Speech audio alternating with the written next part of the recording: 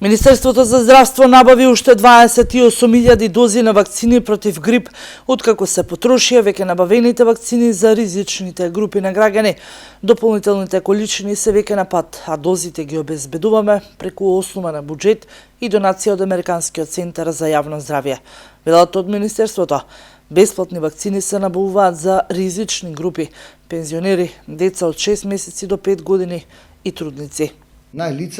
На сите лица што се над 65 години, потоа на хроничните болни, на децата од 6 месеци до 5 години, на бремените жени и на сите здравствени работници. За таа цел, сите лица кои што се заинтересирани да бидат вакцинирани бесплатно, мора тоа да го пријават преку своите матични лекари, односно преку системот Мој термин.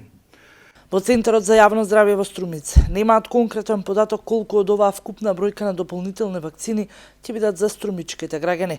Годинава се набави 1700 бесплатни вакцини во Центарот, додека пак имаше и вакцини кои за 650 динари ги примаа оние пациенти кои не припаѓаат во ризичните групи на граѓани кои имаат право на бесплатна вакцина, а сака да се заштитат од сезонскиот грип.